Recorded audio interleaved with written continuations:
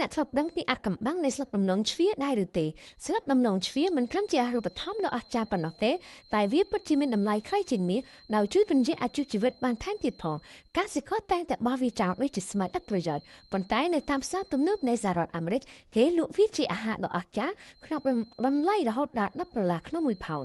វាថ្លៃជាងបន្លែធម្មតាដល់ទៅ3ដងស្លឹកដំឡូងជ្វា100ក្រាមផ្ទុកវីតាមីន C ច្រើនជាងផ្លែប៉ោមដល់ទៅ5ដងមានជាតិកាល់ស្យូមជាតិស្មើនឹងទឹកដោះគោព្រមទាំងមានជាតិសរសៃប៉ូតាស្យូមនិងជាតិដែកជាច្រើនទៀតវាអាចជួយជំរុញប្រព័ន្ធភាពស៊ាំបន្ថយសម្ពាធឈាមនិងថែមទាំងបន្ថយភាពចាស់ទៀតផងនៅតាមតំបន់ជនបទប្រទេសជប៉ុនអ្នកចាស់ទុំអាចបុកនិងចាស់ស្លឹកស្រស់ៗនេះយកទឹកបៃតងរលាយជាមួយម្សៅសណ្តែកសៀងហើយកូរលើភ្លើងតិចៗវានឹងប្រែជាបង្អែមចំហួយមិនគួរឲ្យឆ្ងល់ទេដែលស្លឹកដំឡូងជ្វាត្រូវបានគេហៅថាជាអាហារបំផុតធម្មជាតិសម្រាប់អាយុយឺនយូរនៅតាមភោជនីយដ្ឋានលំដាប់ខ្ពស់នៅអឺរ៉ុបនិងសហរដ្ឋអាមេរិកពួកគេថែមទាំងដាក់លក់វាជាអាហារមានបៃតងសម្រាប់អាយុយឺនយូរទៀតផង